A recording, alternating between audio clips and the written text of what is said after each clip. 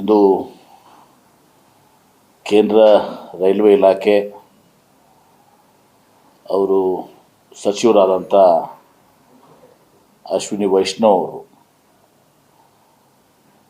7 railway ಮಾರ್ಗಗಳನ್ನ ಚತುಷ್ಪಥ 4 lanes ಮಾರ್ಗಗಳನ್ನ ಬದಲಿಸುವ ಯೋಜನೆಗಳನ್ನು ಪ್ರಕಟಿಸಿದ್ದಾರೆ. ಅದರಲ್ಲಿ ದೆಹಲಿ ಹೌರಾ, ಹೌರಾ ಚೆನ್ನೈ, ಚೆನ್ನೈ ಮುಂಬೈ, ಮುಂಬೈ ದೆಹಲಿ, ದೆಹಲಿ ಚೆನ್ನೈ, ಮುಂಬೈ ಹೌರಾ, ದೆಹಲಿ ಗುವಾಹಟಿ. ದೇಶದ ಪ್ರಗತಿ ಸಲುವಾಗಿ ಇಂಥ ಚತುಷ್ಪಥ 4 ಲೈನ್ಸು ತಂದು ಸಹ ಅತ್ಯವಶ್ಯವಾಗಿದ್ದು, ಇದನ್ನು ಈ ಮಾರ್ಗಗಳನ್ನ ಮಾಡಿದ್ದು ಸಂತೋಷ. ಆದರೆ ಕರ್ನಾಟಕದಲ್ಲಿ ಹಾದು ಹೋಗುವ ಒಂದೇ ಒಂದು ಮಾರ್ಗನೂ ಕೂಡ ಇಲ್ಲದೆ ಇರುವಂಥದ್ದು ನಮ್ಮ ಕರ್ನಾಟಕ ರಾಜ್ಯಕ್ಕೆ ಆಗಿರುವಂಥ ಒಂದು ದೊಡ್ಡ ಅನ್ಯಾಯ. ಅದರಲ್ಲಿ ಕೂಡ ತಮಗೆ ಗೊತ್ತಿದೆ, ರೈಲ್ವೆ ಖಾತೆಯ ರಾಜ್ಯ ಸಚಿವರು ವಿ ಸೋಮಣ್ಣವರು ಅವರಿರುವಾಗ ಮತ್ತು ರಾಜ್ಯದಲ್ಲಿ ಅತಿ ಹೆಚ್ಚು BJP ಸಂಸದರಿದ್ದಾಗ ಈ ರೀತಿ ಮಲ್ತಾಯಿ ಧೋರಣೆ ಮತ್ತು ನಮ್ಮಲ್ಲಿ ಸಂಸದರು ಅನೇಕರು ಮಾಜಿ ಮುಖ್ಯಮಂತ್ರಿಗಳು ಕೂಡ ಆಗಿದ್ದಾರೆ.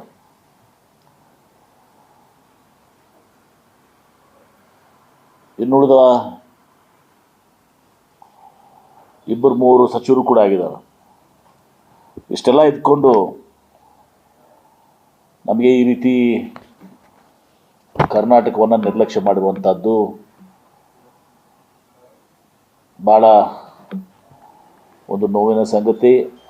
ಅದನ್ನು ಇವರು ಯಾವ ರೀತಿ ಎಲ್ಲ ಕೇಂದ್ರ ಸಚಿವರು, ಸಂಸದರು ಇದನ್ನು ಬಗೆಹರಿಸ್ಕೊಡ್ತಾರೆ ಅನ್ನೋದು ನಾವು ಕಾದು ನೋಡಬೇಕಾಗಿದೆ. ರೈಲ್ವೆ ವಿಚಾರದಲ್ಲಿ ಮೊದಲಿಂದ ಕೂಡ ರಾಜ್ಯಕ್ಕೆ ಅನ್ಯಾಯ ಆಗುತ್ತೇ ಬಂದಿದೆ. ದಕ್ಷಿಣ ಭಾರತನಾಗ ತಗೊಂಡ್ರೂ ಕೂಡ ಇವತ್ತೊಂದು ದಿವಸ ಇನ್ನುಳಿದ ದಕ್ಷಿಣ ರಾಜ್ಯಗಳು ಅವ್ರಿಗೆ ಆದ್ಯತೆಗಳಿದ್ದಾವೆ. ಆಂಧ್ರ ಪ್ರದೇಶ ಆಗಲಿ, ತಮಿಳುನಾಡು ಆಗಲಿ, ಆದರೆ ನಮ್ಮ ರಾಜ್ಯಕ್ಕೆಲ್ಲ. ಇವತ್ತು ಉದಾಹರಣೆ ನೋಡಿದಿರಿ ತಾವು, ಮಂಗಳೂರು ರೈಲ್ವೆ ಜಾಲನ ದಕ್ಷಿಣ ರೈಲ್ವೆ ಪಾಲಕ್ಕಾಡ್ ವಿಭಾಗ ನಮ್ಮ ನೈಋತ್ಯ ರೈಲ್ವೆಗೆ ಸೇರಿಸಲಿಕ್ಕೆ ಮೋದಿ ಸರ್ಕಾರ ಒಂದು ದಿವಸ 12 ವರ್ಷ ಅದಕ್ಕೆ ಬೇಕಾಗಿದೆ.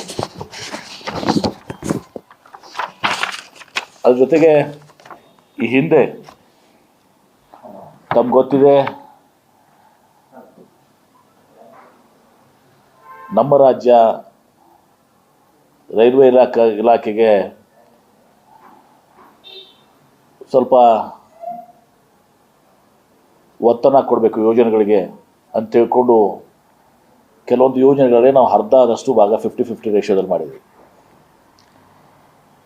ಇದಾಗಿನೂ ಕೂಡ ಇದನ್ನು ರೈಲ್ವೆ ಅಭಿವೃದ್ಧಿ ವಿಚಾರ ಬಂದಾಗ ಇವತ್ತು ಮುಂಬೈ, ಅಹಮದಾಬಾದ್, ಕೋಲ್ಕತ್ತಾ, ದೆಹಲಿ, ಚೆನ್ನೈ ಇವನ್ನೇ ಇವತ್ತು ದಿವಸ ಹೈದರಾಬಾದ್, ಗುವಾಹಟಿ ಇವತ್ತು ದಿವಸ ರೈಲ್ವೆ ಇಲಾಖೆಗೆ ನೆನಪಿಗೆ ಬರ್ತದೆ. ಕರ್ನಾಟಕದಲ್ಲಿ ಕೂಡ ಇವತ್ತು ಏನು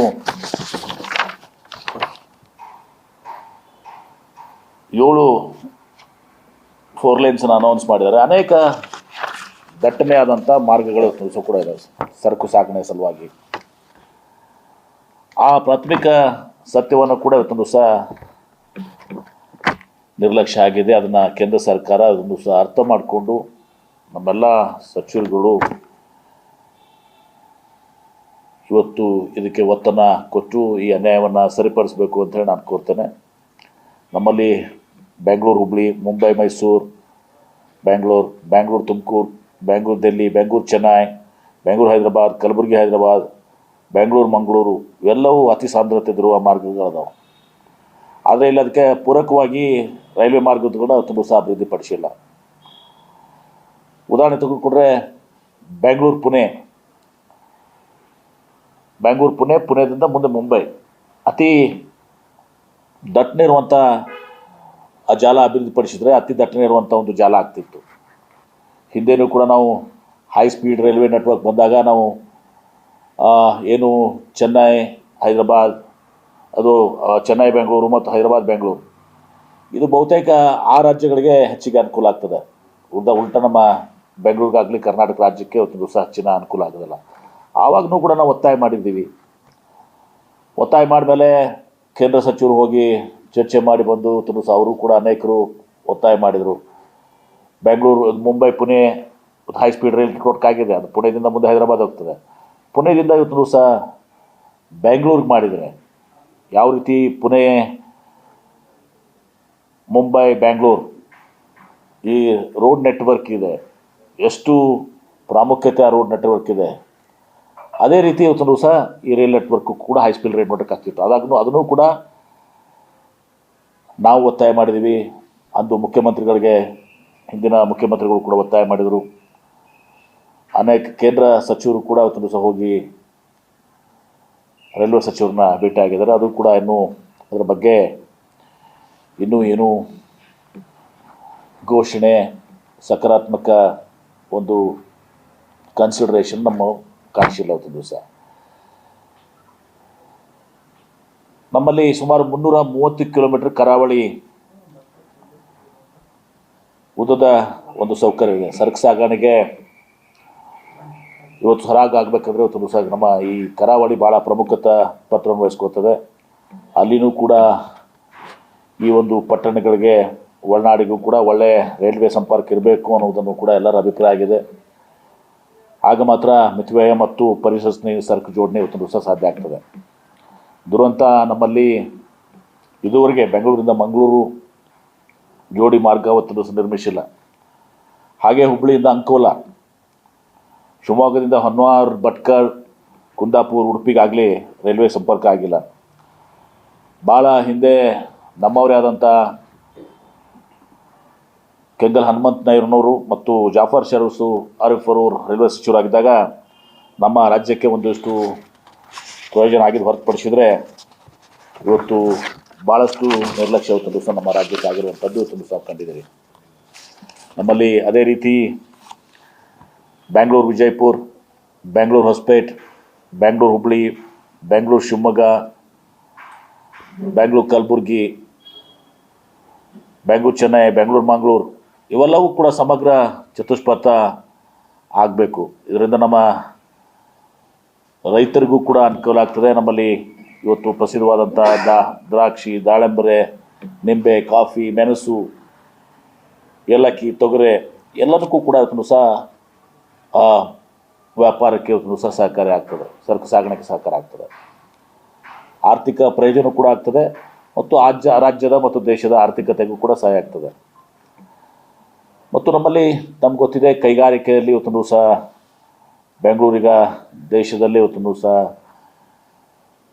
IT ಸರ್ವಿಸಸ್ ಇರ್ಬೋದು, ಟೆಕ್ನಾಲಜಿ ಇರ್ಬೋದು, GCC ಇರ್ಬೋದು, R&D ಸೆಂಟರ್ಸ್ ಆಗಿರ್ಬೋದು, ಬಂಡವಾಳ ಹೂಡಿಕೆಗಳು ಈಗ electronics, aerospace and defence, machine tools,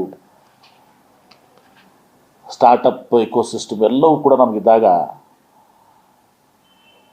ಕೇಂದ್ರ ಸರ್ಕಾರ ಇದನ್ನು ಗಮನ ಹರಿಸಿ ಇವತ್ತು ಸಹ ರಾಜ್ಯಕ್ಕೆ ನ್ಯಾಯವನ್ನು ಒದಗಿಸ್ಕೊಡುವಂಥ ಕೆಲಸ ಮಾಡಬೇಕಾಗಿತ್ತು. ಅದಕ್ಕೆ ನಾನು ಒತ್ತಾಯವನ್ನು ಮಾಡ್ತೇನೆ. ಇದಲ್ಲದೆ ತುಮಕೂರು ಮತ್ತು ದಾವಣಗೆರೆ ನಡುವೆಗೆ ಇವತ್ತು ಸಹ ರೈಲ್ವೆ ಮಾರ್ಗ ಬರ್ತದೆ. ಇದನ್ನು ಕೂಡ ಸಿಂಗಲ್ ಲೈನ್ ಮಾಡಿದ್ದಾರೆ, ಏಕಪಥ ಮಾಡಿದ್ದಾರೆ. ಅದು ಮೊದಲಿಂದ ಕೂಡ ಅದು ಜೋಡಿ ಮಾರ್ಗ ಆಗಬೇಕು ಅಂತ ಹೇಳಿ ಇವತ್ತು ಸಹ ಒತ್ತಾಯ ಇತ್ತು. ಆದರೂ ಕೂಡ ಅದನ್ನು ಒಂದು ಸಿಂಗಲ್ ಲೈನ್ ಆಗಿ ಇವತ್ತು ಸಹ ಮಾಡ್ತಾ ಇರುವಂಥದ್ದು. ಕನಿಷ್ಠ ಪಕ್ಷ ಅದು ಡಬಲ್ ಲೈನ್ ಅಂತೂ ಆಗಲೇಬೇಕು. ಆದರೆ ಅದನ್ನು ಕೂಡ ಚತುಷ್ಪಥ ಮಾರ್ಗ ಆಗಿದರೆ ಅದು ಭಾಳ ಅನುಕೂಲ ಆಗ್ತದೆ. ಹೀಗಾಗಿ ಇವುಗಳ ಬಗ್ಗೆ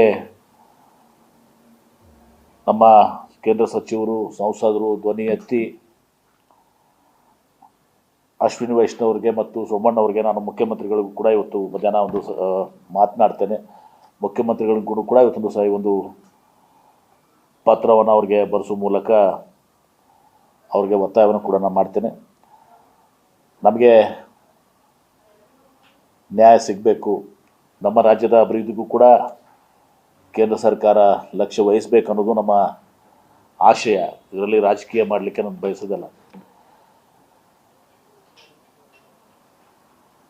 ನಾನೀಗಾಗಲೇ ಹೇಳಿದ್ದೀನಿ, ಅದೇ ನಮ್ಮ ಹೈ ಸ್ಪೀಡ್ ರೈಲ್ ನೆಟ್ವರ್ಕ್ನ ಕೂಡ ನಮಗೆ ಪುಣೆ ಬೆಂಗಳೂರು, ಯಾಕಂದರೆ ಈ ಎಲ್ಲ ಹೈ ಸ್ಪೀಡು ಚೆನ್ನೈ ಬೆಂಗಳೂರು ಮತ್ತು ಹೈದರಾಬಾದ್ ಬೆಂಗಳೂರು ಆ ರಾಜ್ಯಕ್ಕೆ ಅನುಕೂಲ ಆಗ್ತದೆ, ತಮಿಳುನಾಡು ಮತ್ತು ಆಂಧ್ರ ಪ್ರದೇಶಕ್ಕೆ. ಹೀಗಾಗಿ ನಮ್ಮ ರಾಜ್ಯದಲ್ಲಿ ಸುಮಾರು 100 ಕಿಲೋಮೀಟ್ರ್ ಕೂಡ ಅದು ಓಡೋದಿಲ್ಲ. ಆ ಲೈನ್ ನಮಗೆ ಪ್ರಯೋಜನ ಆಗೋದಿಲ್ಲ. ಅವು ಆ ರಾಜ್ಯಗಳಿಗೆ ಅನುಕೂಲ ಆಗ್ತದೆ. ಹೀಗಾಗಿ ಈ ಒಂದು ಕೆಲಸ ಆಗಬೇಕು ಅನ್ನೋದು ನಿನ್ನೆ ಘೋಷಣೆ ಆದಮೇಲೆ ಒಂದು ದಿವಸ ನಾನು ಕೂಡ ಅದನ್ನು ಗಮನ ಹರಿಸಿ ಮುಖ್ಯಮಂತ್ರಿಗಳು ಮಾಡ್ತೇನೆ.